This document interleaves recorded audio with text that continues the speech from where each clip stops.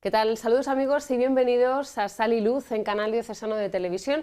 En esta edición que un mes más vamos a compartir con todos ustedes y que tiene que ver con ese programa que dedicamos a ese curso de agentes de pastoral de la salud que coordinamos junto con el Secretariado de Pastoral de la Salud de la Archidiócesis de Toledo.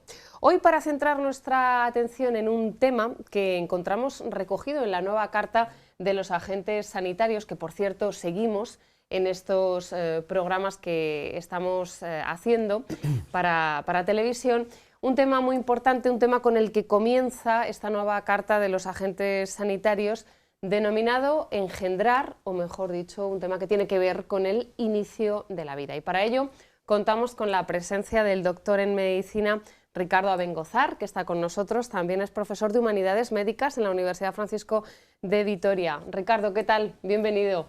Pues estupendamente, gracias por vuestra invitación. Gracias por estar aquí. Vamos a comenzar, vamos a seguir también un PowerPoint que ha elaborado Ricardo para explicar un poco mejor esto del engendrar o todas estas cuestiones que tienen que ver con el inicio de la vida y que, bueno, pues se pueden plantear a los agentes de pastoral de la salud, a los agentes de la pastoral sanitaria. En primer lugar, y para hablar del inicio de la vida, Ricardo, yo creo que es importante hablar del valor y de la dignidad de la procreación humana y, por lo tanto, de la sexualidad, ¿no? Sí, así es. Es que sin esta premisa no es fácil comprender todo lo que viene después. Y al revés, si esta idea queda clara, pues se entiende con mucha más facilidad todas las derivadas que tienen que ver con la sexualidad y con la procreación humana. Y todo parte de tener muy claro cuál es la naturaleza de la persona humana. Yo creo que tenemos que rescatar el valor de la naturaleza humana. Si no tenemos claro si somos un qué o un quién, y por qué si somos un quién lo somos verdaderamente y cuál es nuestra constitución, cuál es nuestra naturaleza, cuál es nuestra esencia, no podemos seguir hablando de todo lo demás. Es curioso que esta naturaleza humana, que bueno, es una discusión de ámbito filosófico, antropológico, es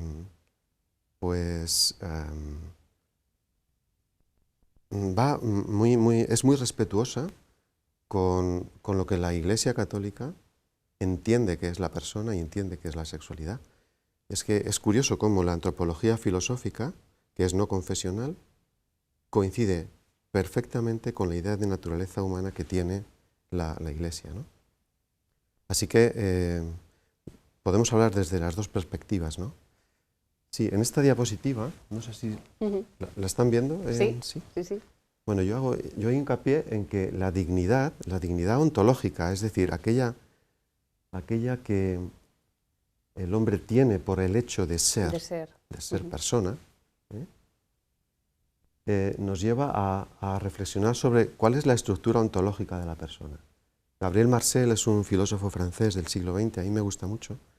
Habla de que cualquier situación en la que haya que pensar requiere, él habla de una exigencia ontológica. ¿Cuál es la naturaleza del problema? ¿Cuál es la naturaleza de la cuestión que tenemos que abordar? En nuestro caso, ¿cuál es la naturaleza de la persona humana? Y fíjate que hablo de persona humana y no es una redundancia. Esto, bueno, sería más difícil, más largo de explicar, pero sí, la persona humana tiene una estructura ontológica en la que es evidente que somos una unidad sustancial de cuerpo y espíritu. No somos un cuerpo y un espíritu unidos de alguna manera. Esto ya lo decía Descartes, ¿no? Él situaba el lugar de unión en la hipófisis, me parece, ¿verdad? O no somos, como decía Platón, un espíritu, un alma que está encarcelada en un cuerpo del que se ha de liberar. No. Somos un cuerpo que nos constituye y somos un espíritu que nos constituye. Y ambas son dos cosas que están unidas, absolutamente bien unidas. Así que, bueno, quizás la palabra no es muy exacta, pero soy amigo de un filósofo que dice que somos cuerpálmicos, ¿no? Sí, creo que en la siguiente diapositiva también lo recoge así, Sí, ¿no? pero además, constitutivamente somos esa unidad sustancial de cuerpo y espíritu, pero además somos seres en relación. Y esto es clave para entender la belleza de la sexualidad humana. Yo soy yo porque los demás de alguna manera también me conforman, me constituyen. Así que, Conchi, gracias a que tú eres, de alguna manera yo soy. Así que somos seres en apertura, somos seres en relación, somos seres dialógicos. Necesitamos, para ser, estar abiertos al otro, en horizontal, podemos decir, a los demás. Sí. Gracias a que tú eres, yo de alguna manera soy, pero además somos seres en apertura porque necesitamos también abrirnos en vertical, es una manera de explicar, esa necesidad de apertura al ámbito espiritual, el anhelo del corazón humano a alcanzar a Dios, ¿no? La plenitud del ser humano requiere, por tanto, de los otros y del otro en mayúsculas. Y lo curioso, lo bonito, esto es Levinas, esto es, bueno, muchos filósofos personalistas, es que gracias al otro puedo aspirar al otro con mayúsculas. Los otros son el camino hacia el otro, con lo cual es algo verdaderamente bello.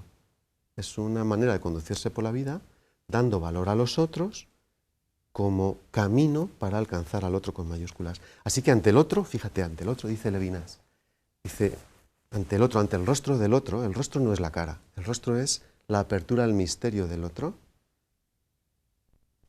Solamente hay una manera de conducirse y es sentirse responsable del otro. Tu rostro me interpela, me obliga a cuidarte, me hace responsable de ti. Y esa responsabilidad es irrenunciable para mí. De manera que, claro, este ser en relación nos conduce a la sexualidad entendida como apertura de mi yo egoísta, egocéntrico, mi yo grande y gordo, necesita para ser en plenitud, necesita vivir en apertura. En esta diapositiva se resumen las tres formas de entender que entiende la filosofía de entender la sexualidad humana, ¿no? Ves que hablo de eros, filia y ágape, ¿vale?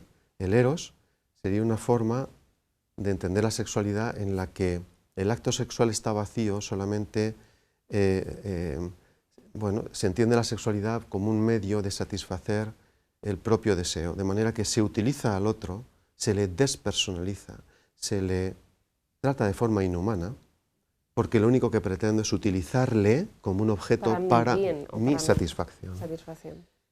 Lo curioso es que cuando alguien deshumaniza al otro y lo convierte en objeto, también se deshumaniza a sí mismo, de manera que esa es una relación deshumanizadora, es una relación inhumana y deshumanizadora.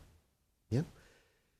Otra forma de entender... Luego hay otro paso, ¿no? Sí, el siguiente paso es lo que se llama filia, ¿no? Aquí ya, hombre, pues ya sí que los afectos... entran en juego. Entran en juego, ¿verdad? Entonces, claro, la afectividad es importante. Ya me importas no solamente porque satisfaces mis deseos hedonistas, sino que, hombre, me importas, tenemos cosas en común. La emotividad es constitutiva del ser humano y se pone en juego. Me importas porque compartimos cosas en común. Compartimos, pues no sé, los dos somos del Betis, eso nos une, por ejemplo, ¿no? O tenemos proyectos en común y tú me importas porque, ojo, cómo me miras, ojo, cómo me escuchas, ojo, cómo, ¿verdad? Eres muy importante en mi vida. Pero si solo se queda ahí, en el puro emotivismo, pues el camino del amor se queda corto, porque en cuanto tú dejes de mirarme como me miras y otra me mire de una manera que me mole más, pues yo no tengo ningún inconveniente en cambiar, ¿verdad? Claro. Sin embargo, el amor como ágape, esta dimensión agápica del amor, nos abre a, no solamente porque va incluido el eros y la filia, claro, el cuerpo y los afectos están incluidos en esa relación de amor, pero el ágape da un paso más porque orienta hacia el ámbito espiritual del ser humano. Decíamos al principio que la naturaleza del ser humano es una unidad sustancial de cuerpo y espíritu.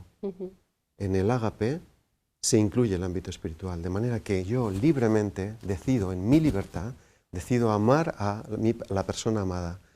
Decido amarla libremente, voluntariamente, cueste lo que cueste. Solo me importa su bien, es lo único que me importa.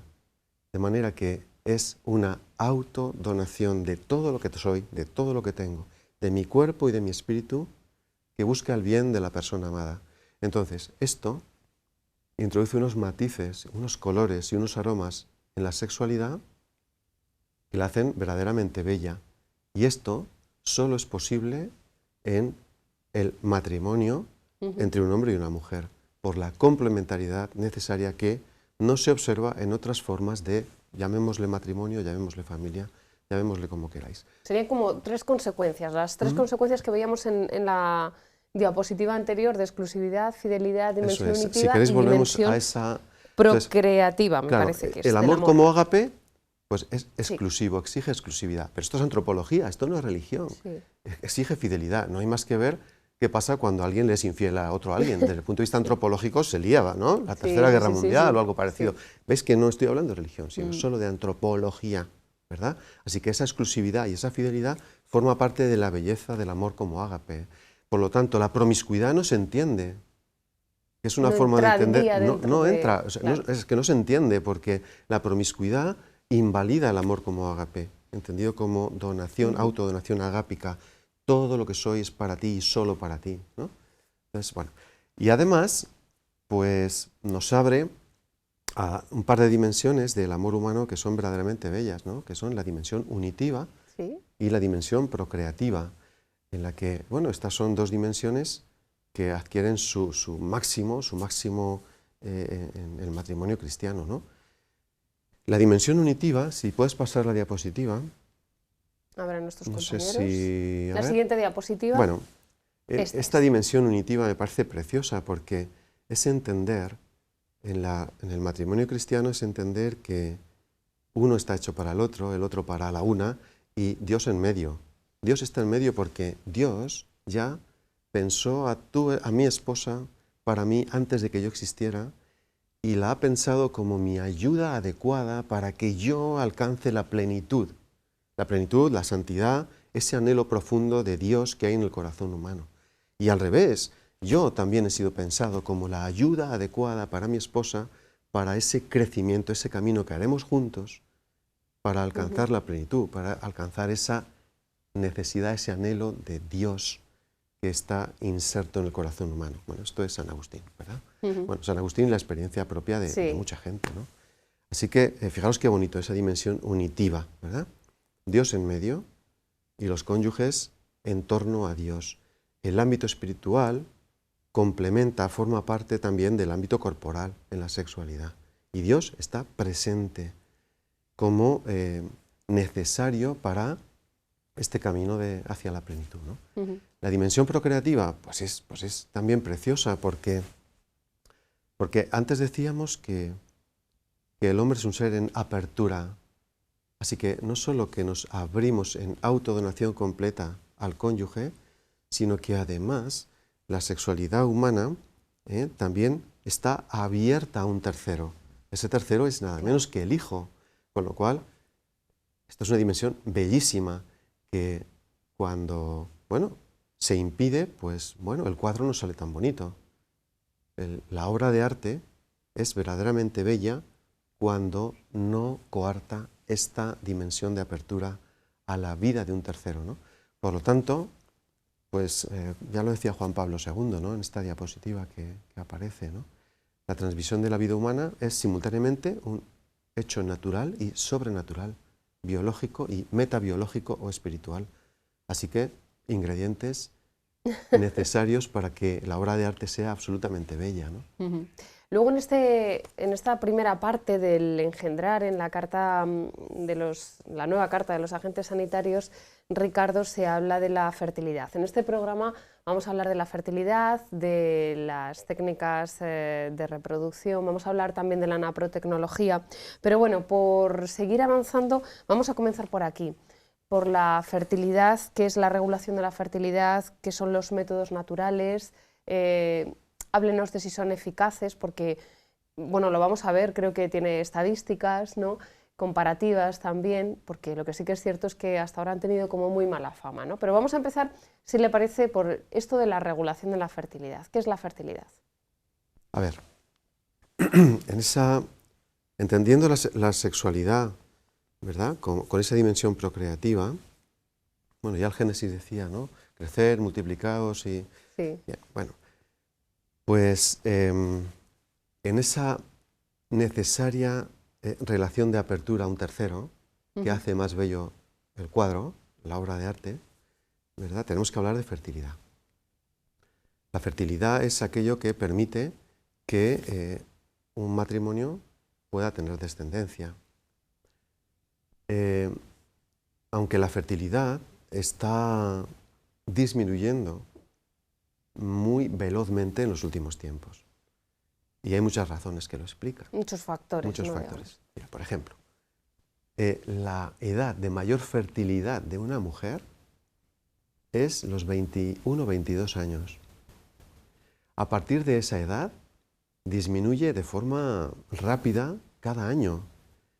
Claro, solamente pensar el estilo de vida de las mujeres en nuestra sociedad.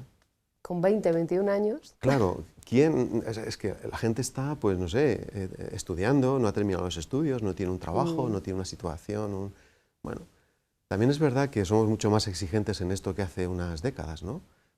Yo me casé con 25 años y ahora es difícil que un médico se case antes de los no sé cuántos, ¿no? 100 y pico, bueno, exagero un poco, ¿no? Pero es verdad, han cambiado las formas de vida y es cierto que la infertilidad es cada vez más importante, ¿verdad? Pero la fertilidad forma parte de la fisiología humana y es muy llamativo la cantidad de personas que tienen relaciones sexuales y desconocen absolutamente en qué consiste la fertilidad. Desconocen absolutamente que el hombre es fértil siempre, que la mujer es fértil no siempre, solo pocos días al mes. Sí.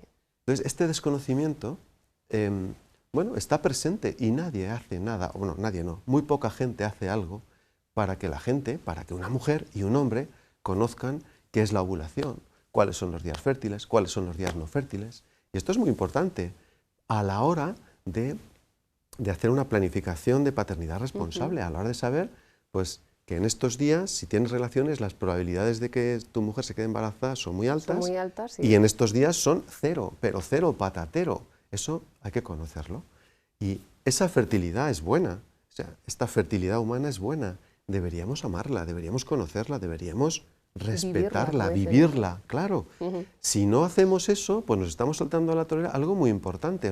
Todo el mundo sabe que cuando hace ejercicio... Bueno, yo veo por ahí gente que hace footing, ¿verdad?, y que se pone artilugios electrónicos para controlar la frecuencia cardíaca, la frecuencia respiratoria, la tensión arterial. O sea, para la gente es importante la fisiología, pero no en esto, no en esto.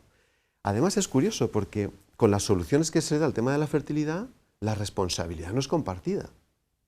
La responsabilidad recae en la mujer, en el 90 y no sé cuánto, en la mayoría de los casos. Ella es la que se toma las pastillas. Ella es la que tiene que no tener olvidos. Ella es la que tiene que tener cuidado con que si se toma otros medicamentos. Ella es la que va a tener tensión mamaria. Ella es la que va a tener trastornos emocionales o psicológicos cíclicos. Ella es la que va a tener problemas. Él no. Así que no es una responsabilidad compartida. Entonces, la belleza de la sexualidad humana también lleva a compartir esa responsabilidad. Y bueno, reconociendo cuáles son los días fértiles y cuáles no, la abstinencia adquiere, pues es una expresión de la belleza del amor por la otra persona. De ese amor como ágape. De ese amor como ágape, claro. Te quiero tanto que voy a respetar estos ritmos cíclicos que tienes y no voy a exigirte nada, no voy a abusar de ti, a abusar dentro del matrimonio. Estoy hablando de cosas serias, pero esto ocurre. O sea, voy a respetar, te amo tanto, que te voy a respetar tanto, que en estos días, si es que no toca tener hijos ahora porque la situación económica, por lo que sea, paternidad responsable, pues te amo tanto que esta abstinencia es una muestra de mi amor por ti. Eso es absolutamente bello. Y todo eso se pierde en cuanto con fármacos o con otros procedimientos, ¿verdad?, se separa, se desvincula la afectividad, la sexualidad y la procreación. Todo eso te lo pierdes, pierdes ocasiones de amar, pierdes ocasiones de expresar cuánto te quiero, cuánto te amo. Esta abstinencia es por ti, es una forma de expresar mi amor por ti. En fin. Con los métodos naturales, ¿se conoce la fertilidad? ¿Se controla, entre comillas? Hablábamos antes pues, de la planificación responsable, ¿no? La fertilidad tiene muy mala fama, le he dicho yo antes también. Sí, sí, pero ¿quién la explica? En los programas de educación para la salud sexual y reproductiva, estamos haciendo un estudio sobre esto, ¿no? ¿Cuál es el mensaje que se hace en distintas comunidades autónomas en los programas de educación para la sexualidad, ¿verdad? Sí. De momento no hemos encontrado ninguna comunidad autónoma de este país en la que se explique los ritmos cíclicos y biológicos propios de la mujer. Ninguna, ninguna, ninguna.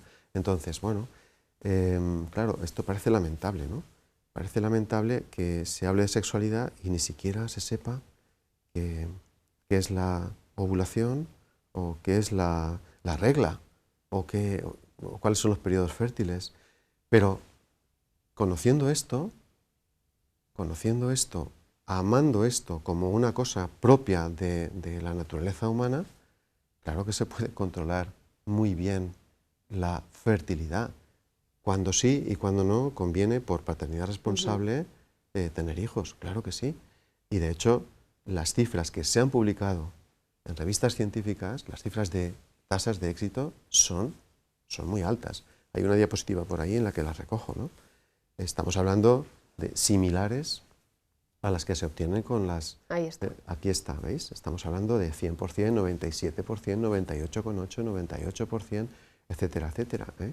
O sea que estamos hablando de cifras de eficacia altísimas, comparables o mejores que las que se obtienen con otros métodos, ¿no? Con los anticonceptivos hormonales o con los dispositivos intrauterinos, etcétera, etcétera. De manera que eso que tú dices es verdad, tiene mala prensa, pero eso no está fundamentado en lo que dice la ciencia. La ciencia habla de Yo siempre digo, doctor, que lo que falla en los métodos naturales son las personas, no los métodos. A lo mejor el desconocimiento o la mala aplicación, pero el método en sí, el método en sí funciona. Sí, sí. 100%, 90 y tantos % de... ¿no? Sí, sí, bueno, las cifras están ahí en esa diapositiva, son, digamos, contundentes. Yo creo que hay mucho desconocimiento, ¿no? Y quizás es más cómodo, ¿verdad?, pues tomarse una pastilla o hacer que tu mujer se tome la pastilla que dedicar un tiempo a aprender y a respetar estos ciclos biológicos, ¿no? Pero claro, la expresión del amor hacia el otro no tiene nada que ver en uno y en otro caso, ¿no? Entonces, bueno. Doctor, de la misma manera que hablamos de la fertilidad, de los métodos naturales en este apartado del engendrar, hay que hablar de la anticoncepción. Sí, bueno, digamos que eso es la forma más habitual de entender esto, ¿no? En esta diapositiva se ponen varios, ¿no? Se clasifican distintos tipos de anticoncepción, los métodos barrera, la anticoncepción intrauterina, la hormonal o la quirúrgica, ¿no? Bueno, son distintos métodos que de entrada ya suponen una ruptura de la dimensión procreativa de la sexualidad humana, ¿no? Por un lado está la sexualidad desligada de la procreación, ¿no? Entonces, bueno, pues esto ya es un punto de partida que requiere una reflexión tanto ética como filosófica o religiosa, ¿verdad? Entonces, si preguntas por la calle cómo funcionan la píldora del día a día, no la píldora del día después, sí, te darás cuenta que la mayoría de la gente entiende cree que es que pues son pastillas anovulatorias.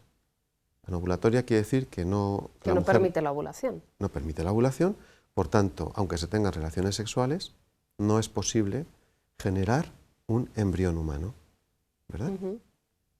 Y esto es cierto, pero no es solo esto la verdad. La verdad es mucho más que esto. Y es que las hormonas que se toman en las píldoras, pues tienen efectos no solamente a nivel ovárico, ¿verdad?, sino que también ejercen efectos a otros niveles del cuerpo de la mujer. Así que también ejercen un efecto a nivel del cuello cervical, del cuello uterino, del cervix. Ahí los anticonceptivos alteran la calidad del moco cervical y hacen que ese moco no sea bueno para capacitar a los espermatozoides para que sean más fértiles, más buenos para fecundar, ¿verdad? De manera que, digamos, entorpecen el camino de llegada de los espermatozoides capacitados a encontrarse con el óvulo si es que hubiera ovulado la mujer. Pero es que además también actúan a nivel del endometrio, que es la membrana que recubre por dentro el útero, ¿verdad? Produce una atrofia endometrial, de manera que si por algún fallo se ha engendrado un embrión humano, este embrión va a hacer su recorrido por la trompa y cuando llegue al endometrio, cuando llegue a la cavidad uterina, no se va a poder implantar. Porque digamos que la casa no está preparada. No está preparada, con lo cual va necesariamente a morir. De manera que los anticonceptivos, la píldora del día a día, también puede ejercer un efecto antiimplantatorio, por tanto abortivo. La gente lo desconoce, piensan que solo funciona como anovulatorio. ¿Y sabes qué? Pues que ese es el mecanismo de acción, digamos, seguramente más potente de los tres que yo te he contado. Pero hay fallos. Hay gente pues, que tiene olvidos. No sé, una fiesta... Tiene también estadística, o sea, quiero decir que hay una diapositiva... Hay una diapositiva sobre resultados, ¿no? Sí, con esos pero resultados. Imagínate un olvido, ¿no? Sí. Una fiesta, un olvido de tomarte esa pastilla. De tomarte la pastilla. La responsabilidad recae en la mujer. Y la mujer puede tener olvidos, ¿no? O que no funcione porque la mujer se ha tomado algún tratamiento, un antibiótico, un antiinflamatorio, o va al dentista, o va al médico de cabecera, o va a otro médico, al que sea, y le manda un tratamiento que tiene interacciones medicamentosas con los anticonceptivos. Entonces no funciona. Si no funciona por olvido o por interacciones medicamentosas y tiene relaciones, se puede quedar embarazada. Y si se queda embarazada, entonces, como también hay un mecanismo antiimplantatorio, porque hay una atrofia endometrial, el embrión humano, su hijo, se va a morir. La mujer no va a ser ni consciente. Claro. Porque en la siguiente regla pues va a salir disparado, ¿no? Pero esto ocurre.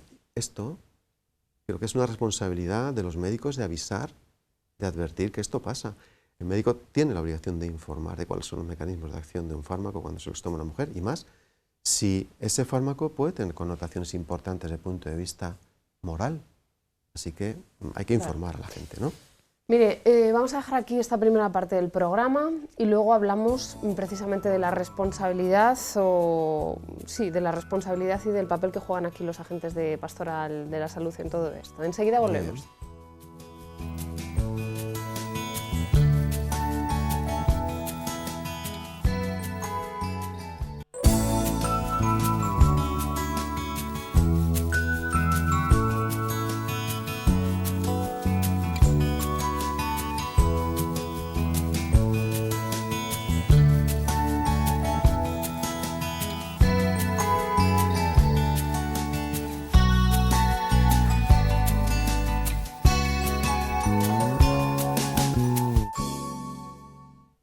Y seguimos aquí en Sal y Luz, en esta edición especial que estamos dedicando a la primera parte de la nueva Carta de los Agentes Sanitarios en estos programas que estamos dedicando y que coordinamos desde el Secretariado de Pastoral de la Salud. Hablamos de cuestiones morales que tienen que ver con el inicio de la vida, cuestiones éticas que tienen que ver con el inicio de la vida. Hablábamos antes de la fertilidad, hemos hablado pues de los métodos naturales, también de los anticonceptivos, nos quedábamos ahí justo en esa diapositiva, ¿no? Hablábamos de la eficacia con el doctor Ricardo Abengozar de los anticonceptivos y creo que teníamos una diapositiva por ahí pendiente que demuestra esto de lo que estábamos tratando, la eficacia de los anticonceptivos y cuáles bueno, pues son anticonceptivos y otros que son abortivos o antiimplantatorios, como también dice usted en esta diapositiva. Sí, bueno, aquí se resume el mecanismo de acción de los distintos métodos, ¿no? Entonces, bueno, los métodos barrera son anticonceptivos porque impiden la generación de una nueva vida, ¿verdad? Pero el resto pueden ser antiimplantatorios, por tanto abortivos, tanto los anticonceptivos hormonales, la píldora, la del día a día, como el DIU, como la píldora del día después, y la que siempre es antiimplantatoria y por tanto abortiva es la píldora RU 486, la mifepristona. Es una píldora que se utiliza bueno, pues para abortar directamente, ¿no? Aborto a domicilio, si queréis, podemos decir, ¿no? Entonces, no sé si queda claro cómo actúa el DIU, porque hay varios tipos de DIU, y el DIU es una cosa que se utiliza mucho, ¿no? Para no tener hijos. Pero, claro, si la gente que lo utiliza como preventivo, ¿no? Como anticonceptivo, pero en realidad, por lo que veíamos ahí en esta imagen, también tiene una parte de antiimplantatorio, o sea, abortivo, ¿no? Claro, claro que sí. A ver, hay dos tipos de DIU, ¿no? Unos que son de cobre y otros que pueden llevar levonorgestrel, que es una hormona, ¿vale? Y el mecanismo de acción es diferente. A ver, mira, la inspiración de los dispositivos intrauterinos, DIU es eso, ¿verdad? Sí. Procede de la veterinaria. E incluso antes de la veterinaria, de la experiencia de los beduinos que hacían largas travesías por el desierto, ¿verdad? Ellos tenían claro que no podían permitir que las camellas se quedaran preñadas y sabían, era clarísimo, que si introducían piedrecitas dentro del útero, pues entonces era imposible que se quedaran embarazadas, preñadas, ¿verdad? De manera que eso pues no les impedía proseguir su tránsito por el desierto de meses, no tenían problemas, ¿no? Así que cuando se introduce un cuerpo extraño dentro del útero, se produce una reacción inflamatoria, una reacción de cuerpo extraño. Esa reacción inflamatoria hace que el endometrio, esa membrana que recubre por dentro la cavidad uterina, sea un medio hostil y no pueda acoger el embrión recién formado, el embrión humano recién formado. Por lo tanto, así es como funcionan los DIUs de cobre, ¿vale? Es un metal que se introduce dentro del útero, que produce una reacción inflamatoria y por tanto ahí ningún embrión puede, digamos, enraizar bien y proseguir su desarrollo, por lo tanto morirá, así que es abortivo. Hay otros DIUs, dispositivos intrauterinos, que, digamos, van impregnados o liberan levonorgestrel, que es una hormona. Igual que pasa con las hormonas cuando se toman por vía oral, pues su efecto es multipunto, podemos decir. Así que actúan en la hipófisis y en el hipotálamo, impidiendo la ovulación. Así que estos DIUs con levonorgestrel pueden ser anovulatorios, pero también producen atrofia endometrial. Atrofia endometrial, es decir, producen un endometrio nada hospitalario, donde es imposible o muy difícil que un embrión salga adelante. Salga adelante. Y también tiene un efecto barrera. Como hormonas que son, igual que dije de los anticonceptivos de la píldora, de la del día a día, pues también actúan modificando la calidad del moco en el cuello uterino, de manera que dificultan mucho, bastante, el paso de los espermatozoides a través del cuello. De manera que en este caso se parecerían más a un método barrera, como el preservativo. De manera que el DIU metálico, el DIU de cobre, es antiimplantatorio, sí o sí, y el DIU de levonorgestrel puede ser antiimplantatorio, puede ser anovulatorio o puede ser método barrera. Igual que ocurre con la píldora cuando se toma por vía oral. Pero bueno, los DIUs fallan, o sea, no son infrecuentes que aparezcan niños recién nacidos con el DIU en la frente, Yo no sé si Harry Potter, esa cicatriz que tiene, bueno, esto... Madre mía. Bueno, mucho desconocimiento, ¿no?, por parte de la gente, ¿no? Claro. Pero en todo esto también tenemos que hablar un poco de la responsabilidad que tienen los agentes de Pastoral de la Salud en todo este tema, ¿no? ¿Qué papel juegan los agentes de la Pastoral Sanitaria, por ejemplo, ante la fertilidad o infertilidad? Luego, un poquito más tarde hablaremos de las técnicas de reproducción asistida, que también están dentro de lo que es el inicio de la vida, ¿no? ¿Qué papel juegan los agentes de Pastoral de la Salud, Ricardo, en todos estos temas, ¿no?, de la fertilidad, infertilidad? Mira, yo creo que una de las tareas importantes que está por hacer es la de formar a la gente. Hay un gran desconocimiento.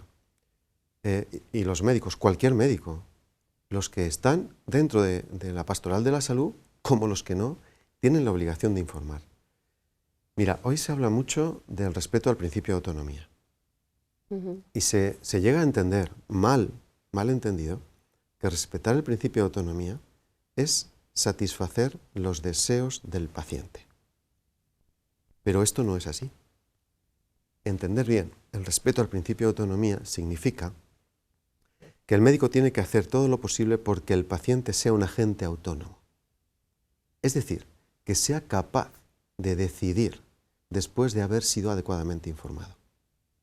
Si alguien va a la consulta de un médico porque entiende que la píldora es buena y el médico se la receta sin más, sin explicarle todo esto que hemos hablado, no está haciendo bien su papel. No está respetando a esa paciente como agente autónomo. No está respetando el principio de autonomía. Así que la información es necesaria. No se puede prescribir un anticonceptivo sin explicar los mecanismos de acción. No se puede prescribir un anticonceptivo sin explicar el riesgo que asume una mujer si fuma. No se puede respetar al paciente como agente autónomo si no se le explica que el riesgo relativo de cáncer de mama está aumentado si tomas la píldora del día a día. Y ese riesgo está aumentado 10 años después de dejarla. Incluso, sobre todo, si la mujer toma la píldora desde edades muy tempranas. Esto hay que decirlo. Para respetar al paciente como agente autónomo hay que informarle adecuadamente. Y esto lo hemos estudiado y no se hace. Por lo tanto, esa falta de información me parece terrible y se hace en aras del respeto al principio de autonomía, cuando lo que se está es justamente haciendo lo contrario.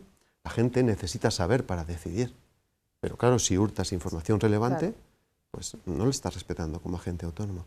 Eso por un lado. Y por otro lado, pues yo creo que hay que dar una vuelta a estos planes de educación para la salud sexual y reproductiva que se están generalizando en colegios, en institutos, etcétera, etcétera. Generalmente proceden tienen un contenido ideológico importante y nacen de alguien que en un despacho hace un diseño, pero hurtan en general el concepto de naturaleza y el concepto de dignidad ontológica del que hablábamos al principio.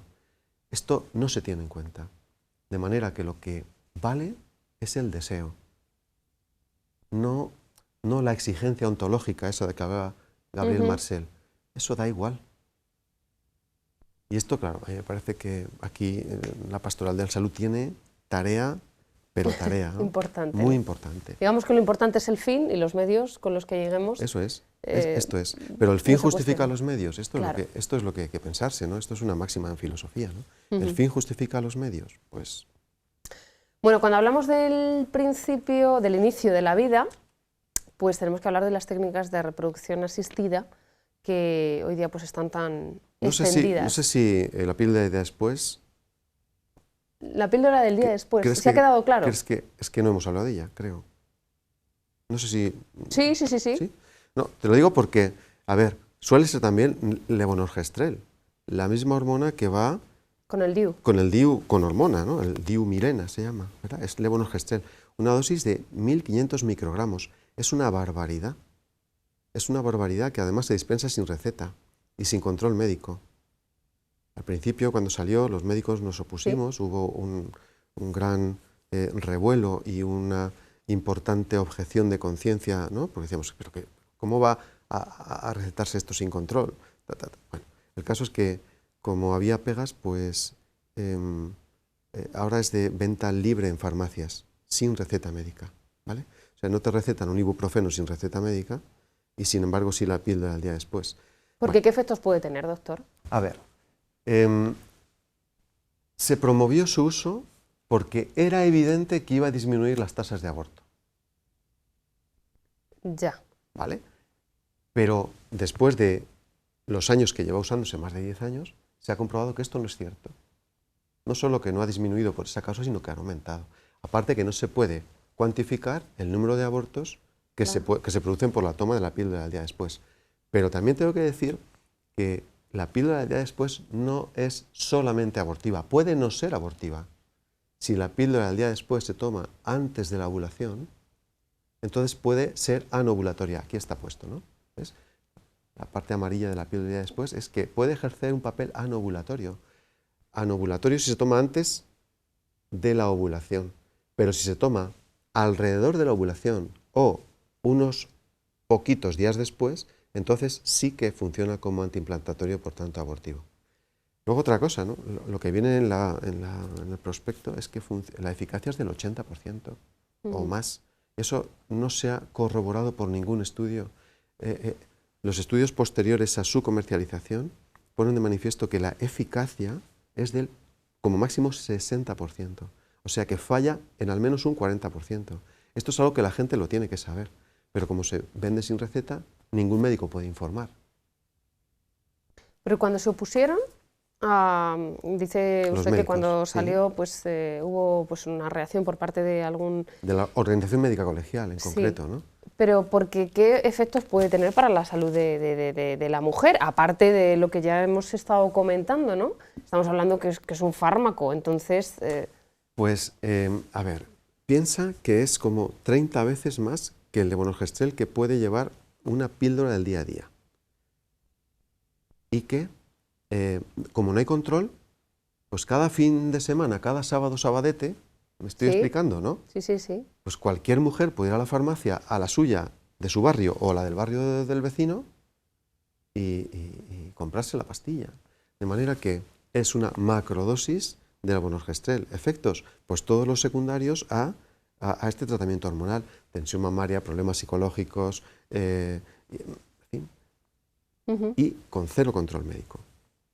A los médicos, y esto ya lo pusieron de manifiesto, desde la Organización Médica Colegial, les parecía que era un disparate. Sin embargo, pues ha ocurrido dos cosas. Uno, que se vende de forma libre, que no hay control médico y que no se han reducido las tasas de aborto en España desde que se ha utilizado la píldora del día después. Con lo cual, pues ahí queda.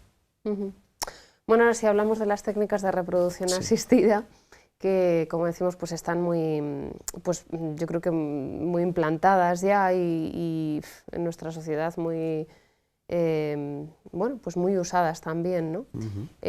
Vamos a hablar de esta cuestión, vamos a hablar de las diferentes cuestiones que se plantean, por ejemplo, la selección embrionaria o el destino de los embriones sobrantes, temas de los que habitualmente no se hablan. Pues sí. A ver, las técnicas de reproducción artificial se empiezan a utilizar en personas después de una experiencia importante en veterinaria, ¿verdad? Son, como veis en esta diapositiva, métodos biomédicos que conducen a facilitar o sustituir los procesos biológicos naturales que se desarrollan durante la procreación. Intervienen terceros, o sea, la intimidad de la pareja queda absolutamente rota, es que no hace falta una pareja. No hace falta una pareja y no curan nada, no curan la infertilidad. El objetivo se llama niño en brazos. Este es el objetivo. Las tasas de eficacia se miden por esta variable, que es niño en brazos.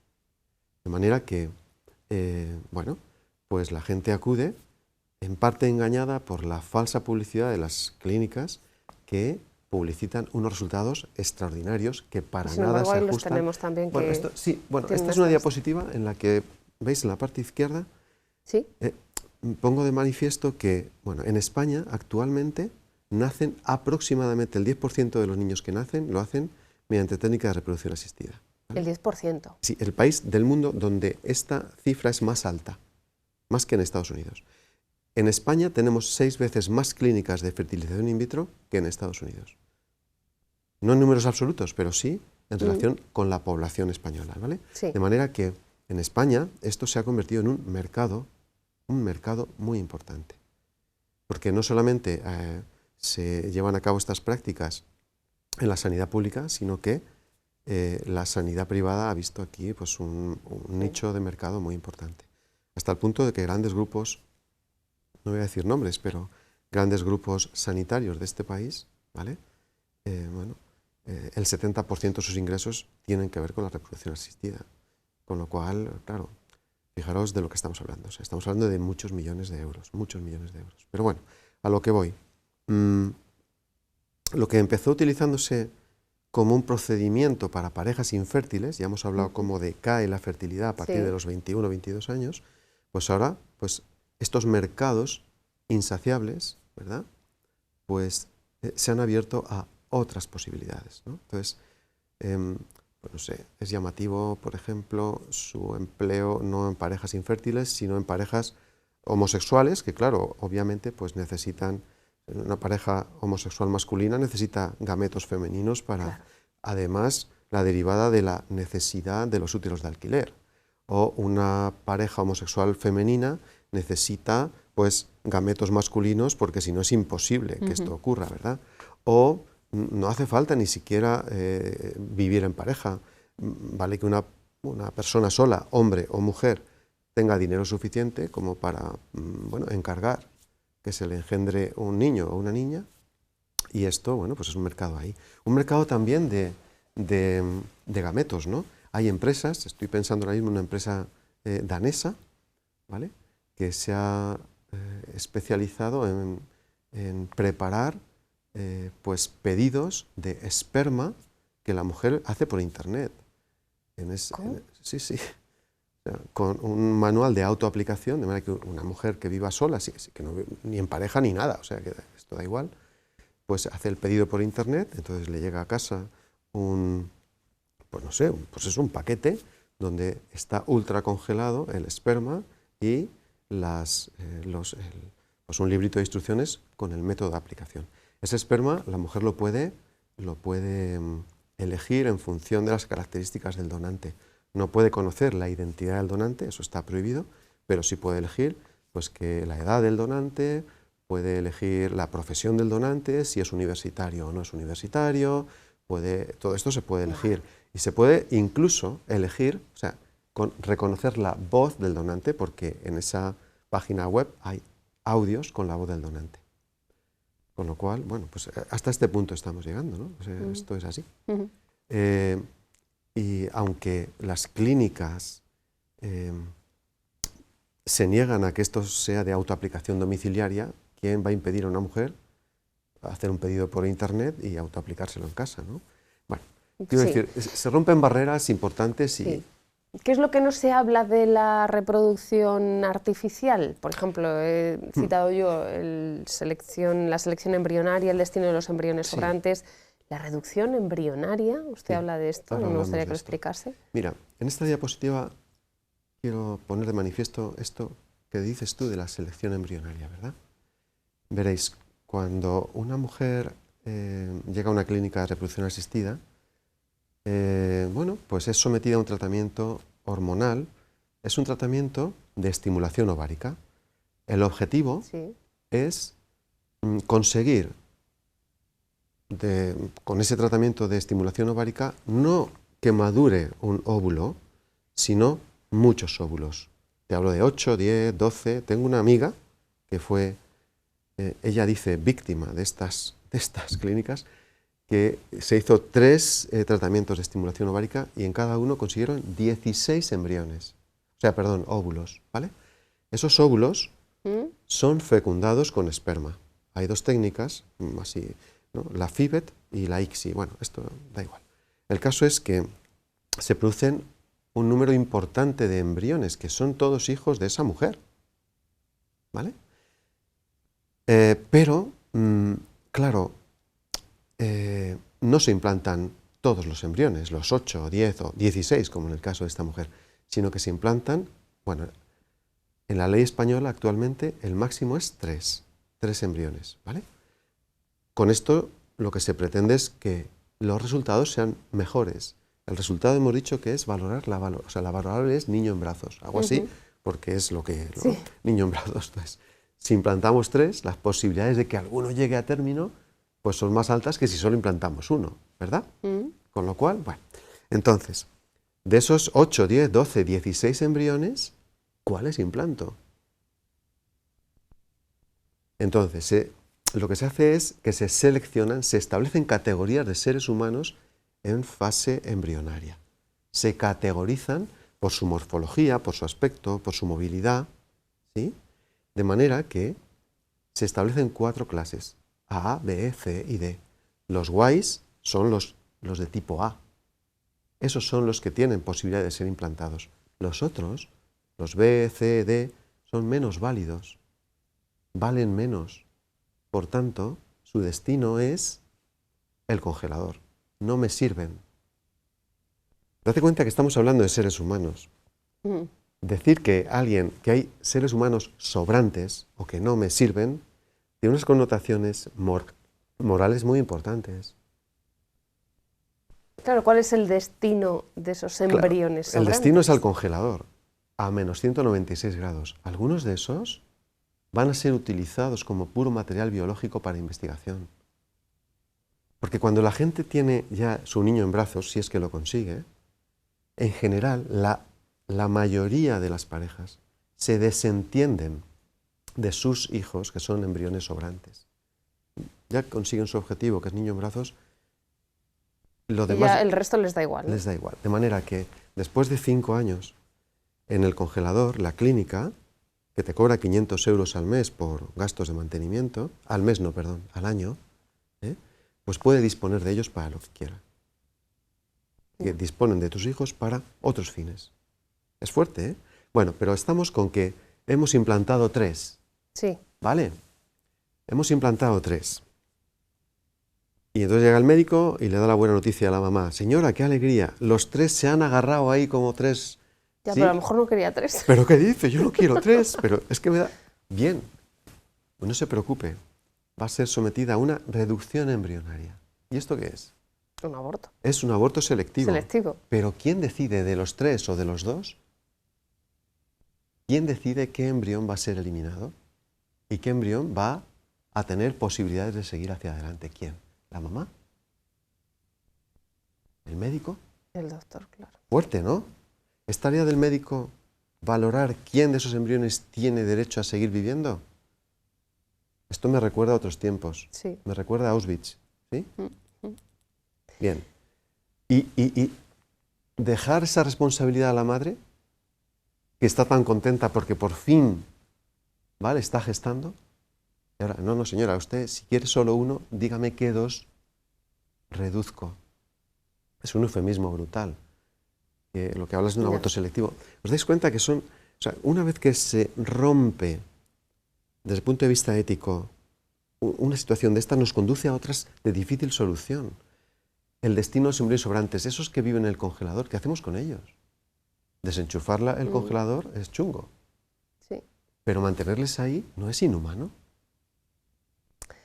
Madre mía. Esto no se suele contar. No. Como no se suele contar, otros efectos secundarios de las técnicas de reproducción artificial que tienen que ver no solamente con aspectos médicos, sino con otro tipo de aspectos. Es muy frecuente que a las parejas se las utilice mientras tienen capacidad de endeudamiento.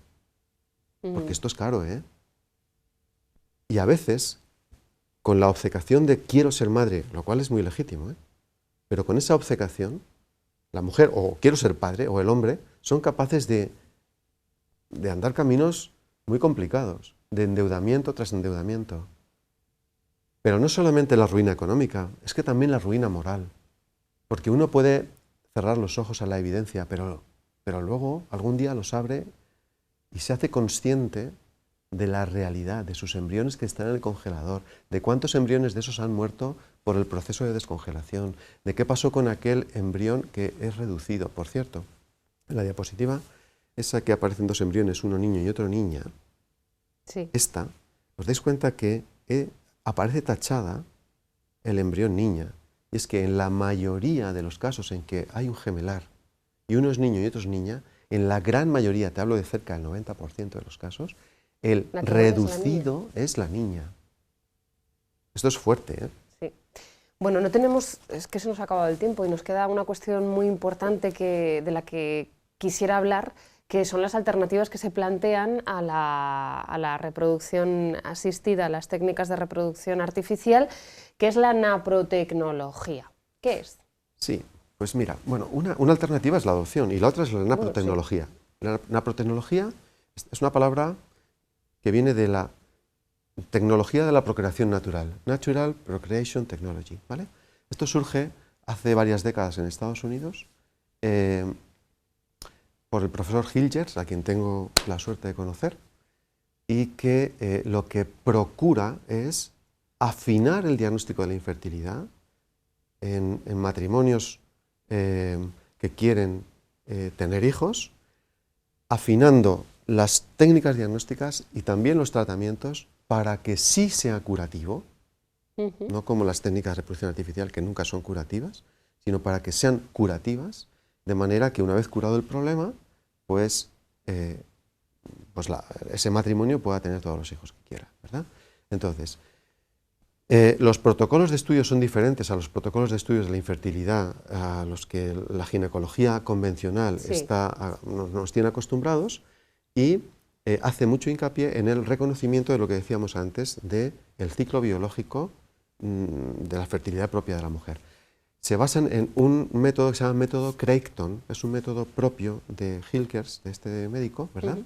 Que digamos que en esto pues es mucho más fino, mucho más eficaz que otros métodos de un reconocimiento de la fertilidad, ¿verdad? Se llama método Creighton y hace falta no solamente adiestrar a las mujeres, sino también contar con médicos colaboradores, porque hay que hacer analíticas en días muy concretos del ciclo, hay que hacer ecografías en días muy concretos del ciclo, de manera que solamente con eso y sin hacer ninguna intervención, las tasas de éxito rondan el 40%, frente al 23% de la reproducción artificial con un solo ciclo, ¿vale? Y si hay que intervenir haciendo tratamientos médicos o quirúrgicos con microcirugía, las tasas de éxito curativas se acercan están alrededor del 80%. Es infinitamente más barato y desde luego el impacto económico y emocional es totalmente diferente, ¿no? De manera que aquí sí que se lucha por la vida, se respeta la vida humana y se respeta la unidad familiar. Se entiende el derecho del hijo a nacer en una familia con un padre y una madre, y eso es algo innegociable en la naprotecnología. Bueno, decir que la naprotecnología bueno, pues está al alcance, no sé si en la Archidiócesis de Toledo habrá, pero bueno, muy cerquita de aquí sí que... Sí, yo colaboro con una organización que se llama Fertilitas, que de alguna manera pues coordina todas las, todas no, pero muchas de las peticiones de esta necesidad, ¿no? Lo podéis encontrar en la web Fertilitas, ahí hay un teléfono de contacto y bueno, pues hay ginecólogos que están formados con Hilgers en Estados Unidos y que van a ser bueno, pues los responsables de estas técnicas de naprotecnología, y también hay monitoras del método Creighton que van a adiestrar, a enseñar al matrimonio, no solo a la mujer, sino a los dos, esto es paternidad responsable, corresponsabilidad, para el reconocimiento del ciclo, ¿no?, fértil de la mujer. Así que, bueno, en Fertilitas encontramos toda la información. Y si alguien nos está viendo, pues también dirigiendo un correo a Pastoral de la Salud, a Archi Toledo, pues también les pueden informar seguramente, y hay toda la información. Ricardo Abengozar, muchísimas gracias por estar con nosotros, muchísimas gracias por compartir este espacio y por hablarnos de todos estos dilemas, de todas estas cuestiones que tienen que ver con el engendrar, con el inicio de la vida que recoge la nueva Carta de los Agentes Sanitarios. Gracias, Ricardo. Gracias a ti. Y a ustedes también, gracias por su compañía. Hasta la semana que viene.